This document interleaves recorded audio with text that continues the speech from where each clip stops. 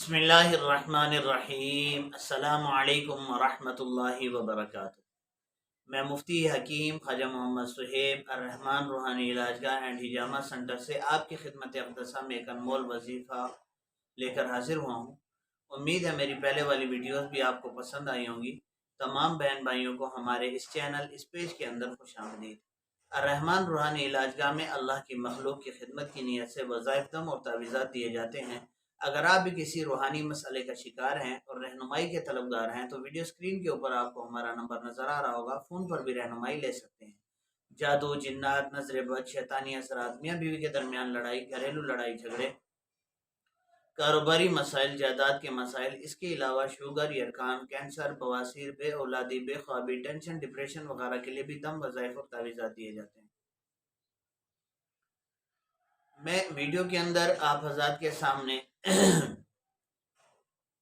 عام روٹین میں اپنا نام مفتی حکیم کہا کرتا ہوں۔ تو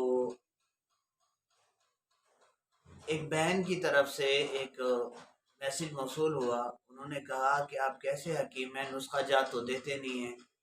اور حکیموں کی یہ سب سے بڑی خامی ہوا کرتی ہے کہ وہ اپنے نسخہ جات کسی کو نہیں دیا کرتے اور مر جاتے ہیں لیکن کسی کا فائدہ نہیں سوچتے۔ انہوں نے کہا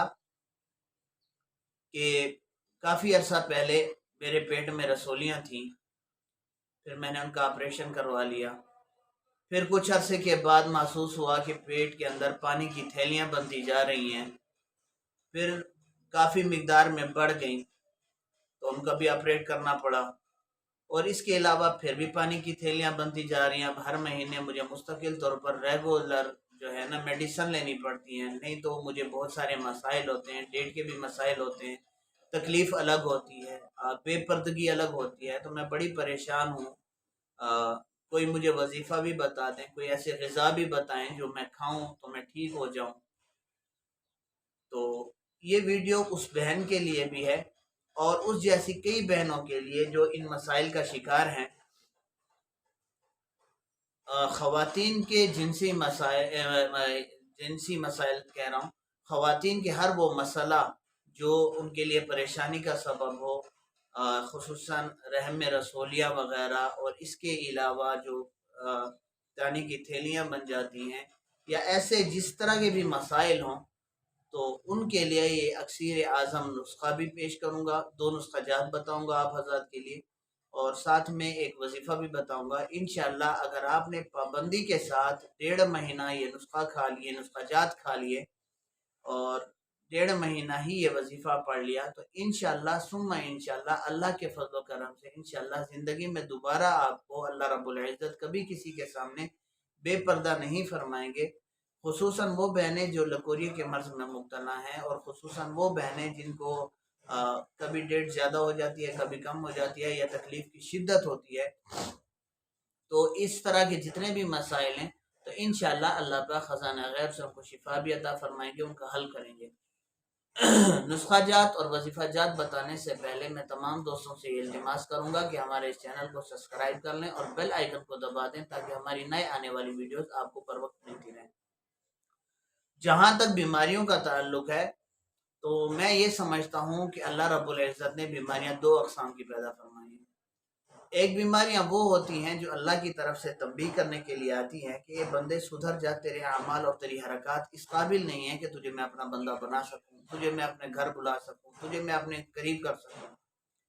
دوسری وہ چیزیں ہوتی ہیں جو اللہ کی طرف سے اپنے بندوں کے لیے باعث رحمت ہوتی ہیں۔ مثلاً وہ بیماریاں اللہ رب العزت دیتے ہیں، اب یہ بندہ جو ہوتا ہے اس پر صبر کرتا ہے اور اللہ سے رو رو کے مانگتا ہے، اس وجہ سے اللہ پاک اس سے محبت بھی فرماتے ہیں، اللہ رب العزت اس کی طرف نظر شفقت بھی فرماتے ہیں، اور اللہ رب العزت کو اس کا مانگنا بھی پسند ہوتا ہے، اور اس کو پتہ نہیں ہوتا، انسان جلد بازی میں ہائے ہائے کر رہا ہوتا ہے کہ میں بیمار ہوں، یہ کر رہا ہوں، وہ کر رہا ہوں، لیکن اللہ رب العزت اس پر راضی ہوتے ہیں کہ دیکھتے ہیں میرا بندہ صبر کتنا کرتا ہے، میرا بندہ شکر کتنا کرتا ہے، میرا بندہ مجھ سے مانگتا کتنا ہے،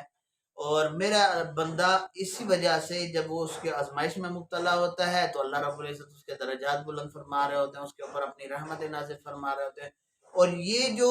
بیماری ہوتی ہے اس کے گناہوں کا کفارہ ہو رہی ہوتی ہے، اس کے گناہوں کے زائل ہونے کا سبب بن رہی ہوتی ہے۔ تو بعض چیزیں ایسی بھی ہوتی ہیں، تو اسی لیے ہمیں جو اللہ کی طرف سے بیماریوں سے شفا کا حکم ملا گیا ہے، تو اس میں سب سے پہلا درجہ جو علاج کی صورت میں یہ بتایا ہے کہ پہلے ہم 2 رکعت نفل پڑھ کے صلاۃ الحاجت کی نیت سے اللہ سے مانگیں کہ شفا دینے والی یہ مالک ذات آپ کی ہی ہے، ہم آپ ہی سے شفا کے طلبگار ہیں، اور آپ ہی نے ہمارے حال پہ رحم کرنا ہے، میرے ہی یہ مسائل ہیں، اے اللہ اپنے پیارے محبوب صلی اللہ علیہ وسلم کے وسیلے سے ہمیں ان بیماریوں سے شفا عطا فرما۔ پہلا کام تو یہ کیا جاتا ہے شرعی اصولی طور پر کہ اللہ سے مانگا جاتا ہے۔ اس کے بعد دوسرے نمبر پہ صدقہ کیا جاتا ہے۔ اب صدقے سے بہت سارے مراد لوگ عجیب سی مرادیں لیتے ہیں۔ اب صدقہ دینا ہے کسی فقیر کو 2 روپے کا، کسی کو 5 روپے کا، کسی کو 10 روپے کا، اور میکسیمم ویسے اگر اس مرض سے منسلک کسی اچھے ڈاکٹر کو دکھائیں تو اس کی چیک اپ فیس کم سے کم 1000 روپے ہوتی ہے۔ تو بھائی اتنا تو صدقہ دو کہ اللہ رب العزت کے ہاں بھی اس کی کوئی اہمیت ہو۔ آپ ڈاکٹروں کے یہاں 1000 خرچ رہے ہیں، لیکن اللہ کے راستے پہ دیتے ہوئے یہاں پہ آپ کو کیا ہو رہا ہے، یہاں کیوں کنجوسی کر رہے ہیں؟